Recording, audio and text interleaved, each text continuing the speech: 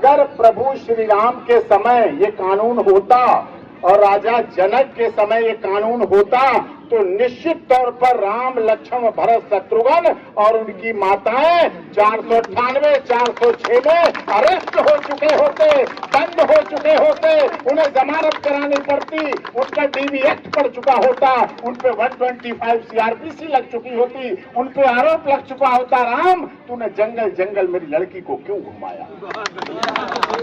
लेकिन राजा जनक ने ऐसा नहीं किया। ऐसा नहीं, राजा जनक के पास लोग नहीं थे, सत्ता नहीं थी, राजपाट नहीं था, लेकिन उन्होंने ऐसा नहीं किया। आज 150 से 200 पुरुष प्रतिदिन आत्महत्या कर रहा है, सांसद मर रहे हैं। अभी आपने देखा हिमाचल के सांसद ने दिल्ली में आके आत्महत्या की, पीड़ित था। आज न्यूज चैनल के लोग मर रहे हैं, पीड़ित हैं। कितने लोग ऐसे निकल रहे हैं जो आज आत्महत्याओं का सिलसिला बढ़ रहा है। लेकिन कानून बनाने की ओर राजनेता मर रहे हैं, पत्रकार मर रहे हैं, अभिनेता मर रहे हैं, पुलिस अधिकारी आत्महत्या कर रहे हैं, चाहे वो अपनी पत्नी के लिए हो, चाहे गर्लफ्रेंड के चक्कर में हो, चाहे किसी के झूठे उसमें शामिल महिला ही है। समस्या से तो पीड़ित आप सब हैं, समस्या से तो पीड़ित इस देश में कितने लोग हैं, लेकिन हम लोग उस समस्या का समाधान दे रहे हैं। आपका संगठन लिखा क्या है? शौक नहीं मजबूरी है। अब शौक नहीं मजबूरी है, ये पीछे वाले नहीं चाहते हैं। आवाज में दम नहीं। मैं तो सुप्रीम कोर्ट में वकालत करता हूँ, आपके लिए हम फ्री में बोल रहा हूँ। कोर्ट के अंदर इतना बोलने में लाखों रुपए दे देते हैं। नहीं मजबूरी है, मुंह से भी बोलिए। आप, मुझे पता है 10 बजे से आप चिल्ला रहे हैं, लेकिन हमारा भी हौसला बढ़ाइए। शौक नहीं मजबूरी है, शौक नहीं मजबूरी है, शौक नहीं मजबूरी है। आंदोलन, आप लोगों की लड़ाई ये इस देश के महिलाओं को, चरित्र को सुरक्षित करने के लिए है। आपकी लड़ाई इस देश की महिलाओं को आर्थिक मजबूती देने के लिए है। आपकी लड़ाई इस देश की महिलाओं को मानसिक मजबूती देने के लिए। उनका शोषण हो जाता है, वो भटक जाती हैं, रास्ते से चली जाती हैं। आपने देखा भी मैरिटल रेप का कानून आगे बढ़ रहा है बड़ी तेजी से। ऐसे दौड़ रहा है जैसे रामायण के समय वो अश्वमेध यज्ञ दौड़ रहा था। याद है ना, अश्वमेध यज्ञ जैसे दौड़ रहा था। लेकिन अश्वमेध रथ जो था, अश्वमेध घोड़ा थे ना, अश्वमेध घोड़े अश्वमेध यज्ञ के लिए जैसे दौड़ रहे थे, लेकिन उन घोड़ों को भी पकड़ने के लिए लव कुश जैसे 2 बच्चे मिल गए थे, जिन्होंने उन घोड़ों को भी पकड़ लिया था और रोक लिया था। ऐसे ही आपकी संस्था, ये पुरुषों के लिए जो काम कर रही है संस्था, वो अश्वमेध जो कानून बने हुए हैं, ये निरंकुश कानून बने हुए हैं, इन्हें रोकने की बात नहीं सरकार कर रही है। यहाँ से संसद बहुत पास है, कितने संसद पीड़ित हैं, कितने सब लोग पीड़ित हैं, लेकिन सामने खुल के नहीं आ पाते, सामने बोल के नहीं आ पाते। ये काम तो आप ही लोग कर पा रहे हैं। आप योद्धा हैं, आप वीर योद्धा हैं जो इस काम को कर पा रहे हैं। पूरे देश से आकर गांधी जयंती के अवसर पर आप देश को जगाने का काम कर रहे हैं और आप इस बात को आगे बढ़ा रहे हैं। इसलिए मैरिटल रेप की आप बात सोचिए, कैसे तेजी से दौड़ रहा है। मैरिटल रेप मतलब घर के अंदर, बेडरूम के अंदर पहुंचा दिया कानून को। पति पत्नी के संबंध को तोड़ने के लिए कानून बना दिया। कब किसकी क्या इच्छा है, सप्तपदी का महत्व खत्म कर दिया, 7 फेरों का महत्व खत्म कर दिया, कोर्ट मैरिज का महत्व खत्म कर दिया, मंगलसूत्र, बिछिया, मांग और सिंदूर का महत्व खत्म कर दिया।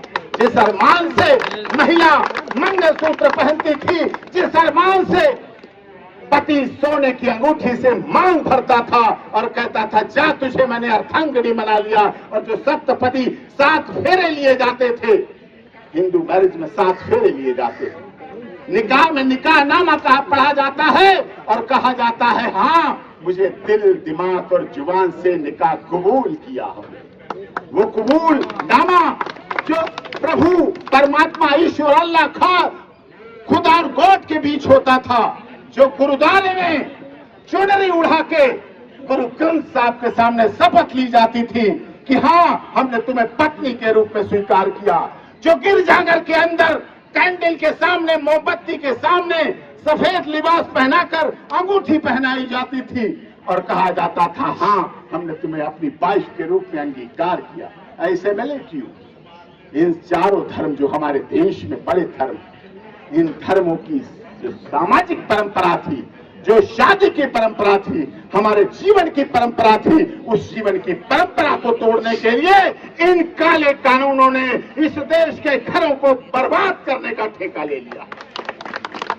मैरिटल रेप, शादी के बाद रेप, शादी के बाद तलाक भी पर्याप्त था, शादी के बाद तलाक भी नाम गलत था। आज भी हिंदू, मुस्लिम, सिख, ईसाई परिवारों में तलाक, डाइवोर्स के नाम से लोग डरते हैं, लोग हिम्मत हारते हैं। और ऑनरेबल जस्टिस चंद्रचूड़ साहब स्टेटमेंट देते हैं ऐसा। पता नहीं क्या उनकी पारिवारिक लाइफ है, क्या उनकी व्यक्तिगत जिंदगी है, कैसी जिंदगी जी रहे हैं, किस तरह के लोग हैं जो इस देश के करोड़ों, गुवाहाटी से चौपाटी, कन्याकुमारी से कश्मीर तक का हमारा देश है। और ऐसे देश में आप ऐसा स्टेटमेंट देते हैं। गांव का सीमा पे आदमी, सेना पे आदमी लड़ रहा है, चीन की डोकलाम सीमा पर, पाकिस्तान की सीमा पर तिरंगे में लिपट के आ रहा है और वो अपनी पत्नी पर भरोसा करता है कि मैं पहुंचाए 1 साल 2 साल ना पहुंच पाऊं घर में, लेकिन मेरी पत्नी जरूर वहां बैठी इंतजार करती है। आप उसको बर्बाद कर रहे हैं। महिलाओं के हित के लिए वो कानून बनाए। मेरी मां कहती है ये कानून सबसे अधिक महिलाओं को बदनाम करने के कानून है। महिलाओं को बदनाम किया जा रहा है कि महिलाएं क्या ऐसी हैं, कहीं किसी के साथ रहे कानून में कोई रोक नहीं, कहीं किसी के साथ बेडरूम में रहे कानून में कोई रोक नहीं। ऐसे कानून बनाए जा रहे हैं, कानूनों के द्वारा महिलाओं की गर्दन काटी जा रही है और कहा जा रहा वुमेन कमीशन। इसलिए जब तक मैन कमीशन नहीं होगा, जब तक पुरुषों की सुनने वाले नहीं होंगे, तब तक डॉक्टर भीमराव अंबेडकर के सपनों का भारत, इस देश में लिंग जाति के आधार पर भेदभाव नहीं होगा। ये प्रिंबल कहता है, हमारा भारत का संविधान कहता है कि लिंग के आधार पर भेदभाव नहीं होगा। और इस देश में महिला पुरुष के नाम पर सबसे अधिक भेदभाव होता है। महिला मरने वाले अधिकारी, लेकिन पुरुष जब मरता है तो कहीं ये नाम नहीं आता है, बाप उसका सीने पर पत्थर रख के कहता है, बड़ा भाई छोटा भाई कोई मरता है, उसका भाई बहन सीने पर पत्थर रख के बिना कारण बताए, कारण नहीं बताते हैं, चुपचाप कहते हैं कि हाँ जी वो नहीं रहा, अरे पता नहीं क्या घर में बात हुई, उसने सुसाइड कर लिया। और जब महिला की मौत होती है तो बहुत प्रचारित होती है, बहुत प्रचारित होती है। रेप केस उल्टा रजिस्टर किया जाता है, बड़े बड़े अखबारों में सुर्खियों में आता है पुरुष का चेहरा, बलात्कारी पुरुष। महिला मफल्ड पेश होती है, उसका चेहरा नहीं दिखाया जाता, उसका नाम नहीं दिखाया जाता और पुरुष का पूरा नाम प्रचारित किया जाता है। और जब 10-15 साल बाद बड़ी होता है पुरुष, तो वो खबर कहीं नहीं होती, कुछ नहीं होता है। इस बीच में उसका घर बिक चुका होता है, आधा घर वकील बिकवा चुके होते हैं, आधा घर पुलिस बिकवा चुकी होती है, और बचा कुचा जो आंगन और बरामदा और गमले होते हैं बाहर के, वो और स्टाफ बिकवा लेता है, वो बर्बाद हो लेता है, उसका कुछ नहीं बचता है। तो इस तरह से आप लोगों की मुहिम जहां कहीं जब भी जरूरत पड़े हम आपके साथ हैं। और हमारे देश का प्रधानमंत्री भी सोचिए आप, प्रधानमंत्री तो 7 फेरे लेने के बाद, सप्तपदी के सामने खड़े होने के बाद, ब्राह्मण के सामने, परिवार वालों के सामने भी अपनी पत्नी को छोड़ के चलता बना।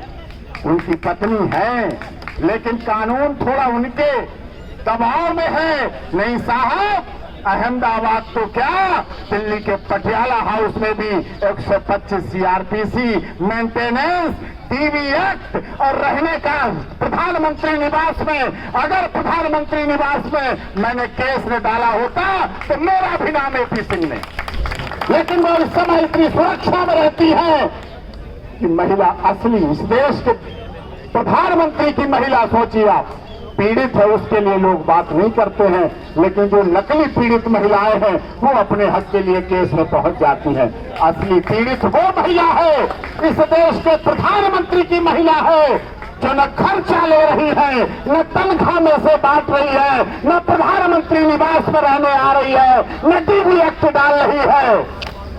किस तरह का जीवन जी रही है। अभी ये बैनर रखे रहने देना भाई साहब, बैनर अभी हम लोग भी दस्तखत करेंगे। आपका ऐतिहासिक बैनर है ये कंवर साहब पूरा, इस पर हम लोग नंबर भी लिखेंगे, दस्तखत भी करेंगे। मैं बाल मुकुंदाचार्य से करूंगा कि ऐसा कुछ गुरुमंत्र दे जाओ इन सब लोगों को कि कहीं ये सारे ना आपके साथ भगवा पहन के आपके आश्रम में ही आ जाए। अब बहुत से लोग करने लगे हैं, बहुत से हमारे मुकदमे में युवक करने लगे हैं। पिछली डेट पे आते हैं 30 में, मैं कहता हूं भगवा ले जाके बच जाएगा खर्चे से।